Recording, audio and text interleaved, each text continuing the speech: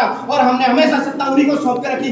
मैं चाहता हूं मेरे साथियों, अगर आप चाहते हो कि सत्ता बाबा साहब अम्बेडकर के नियम से चले तो इस वोट के अधिकार को समझना पड़ेगा। अगर आपने वोट का अधिकार समझ लिया साथियों, तो दुश्मन को दिल्ली में बैठा हुआ दुश्मन उस टाइम धराशायी हो जाएगा जिस टाइम तुम तिजारा के अंदर अपनी वोट डालोगे, दुश्मन वहां बैठा बैठा खत्म हो जाएगा। इसीलिए मैं चाहता हूं आपके साथियों, इसलिए मैं चाहता हूं कि अगर आप, इसलिए मैं चाहता हूं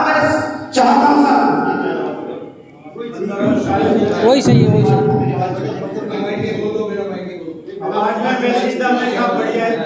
मैं ये कहना चाहता हूं मेरे साथियों, मेरे भाई ने शास्त्री जी ने उस टाइम कहा था कि ताकत कहां है, इस ताकत को पहचानो। घर के अंदर चूहा होता है, घर के अंदर बिल्ली होती है, चूहे को बिल्ली मार करके खा जाती है, बिल्ली को कुत्ता मार करके खा जाता है। जंगल के अंदर बड़े बड़े हाथी होते हैं, बड़े बड़े जिराफ जैसे होते हैं, उनको शेर मार करके खा जाता है। ताकत जंगल में शेर के पास में है, घर में बिल्ली के पास में है। अगर आदमियों में, मनुष्य में मैं ताकत करूं तो ताकत कहां है, इस बात को समझना पड़ेगा। ताकत बिजनेस में नहीं है, अगर ताकत बिजनेस में होती तो धन्ना सेठ लोग राजनीति में नहीं जाते। ताकत मंदिर में नहीं है, अगर ताकत मंदिर में होती तो योगी आदित्यनाथ बैठ करके यूपी की विधानसभा में सांसद नहीं होता।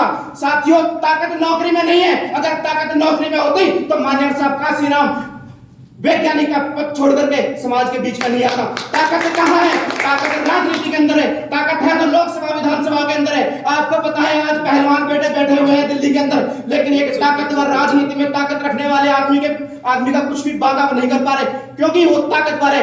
मेरे समाज के लोगों, जिस दिन तुम ताकतवर बन गए, तुम्हारे कुछ पे पैर नहीं रखेंगे। आपको पता है नया संसद बन रहा है, नया संविधान बन रहा है, अशोक चिन्ह को खत्म किया जा रहा है, अपनी व्यवस्था को लागू कर रहे हैं। अगर आप नहीं जगे समय आने पर तो वो दिन दूर नहीं जब हमको कहना पड़ेगा, हमारे बच्चे आकर कहेंगे कि हमारा बाबा साहब अम्बेडकर तो लायक था, हमारे लिए बहुत बड़ी प्रॉपर्टी दे के गया था, हमारे बाप नालायक निकले जो बाबा साहब अम्बेडकर की प्रॉपर्टी को बेच करके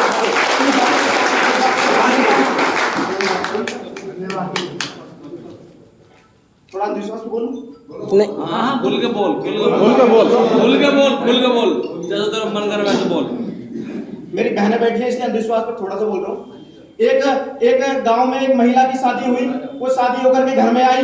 जब घर में आई तो दूसरे दिन उसकी सासू माँ ने कहा कि बेटा नहाले धोले और चल के मंदिर में चलेंगे, मंदिर में मांगेंगे कुछ तो मिलेगा। उस मंदिर से फलानी ने मांगा था, उसका पति को ये मिल गया, फलानी ने मांगा था, उसके बच्चे हो गए। तो महिला नहाई धोई, एमए बीएड पढ़ी लिखी महिला थी, वो गई मंदिर में। जब मंदिर में गई तो सामने शेर बैठा था। उसने कहा माँ जी अलग हट जा, सामने शेर बैठा खा जाएगा। तो सासू बोली कहाँ है शेर? बोले जी वो बैठा। बोले जी वो तो पत्थर का है, वो नहीं खाएगा, वो तो पत्थर का है। वो उसी टाइम सासू के दिमाग में कीड़ा जग गया कि मेरी बहू पागल आ गई, जो पत्थर के शेर को नहीं समझती। वो थोड़ा अंदर गई तो गाय दूध दे रही थी, बछड़ा दूध पी रहा था। तो बोली सासू माँ बोली कि बेटा जा, बहू बोली सासू को बेटा जा और जा करके तुम ना वो बाल्टी ले आओ, दूध काटना है। बोला कहाँ दे रही गाय? बोलो दे रही।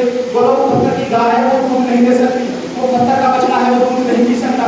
तो जैसे ही मंदिर में गई तो आगे माता बैठी थी, त्रिशूल लेकर गई। उसने कहा कि भाई वो त्रिशूल घर के मारेगी, सासू माँ घर जाओ। बोला कौन मारेगी? बोला माता जी बैठी। बोला वो पत्थर की वो त्रिशूल घर के नहीं मार सकती। जब जैसे ही मंदिर में अंदर प्रवेश की सासू और बहू, तो सासू ने कहा बहू मार जो भी आपको मारना है, जो भी मारना है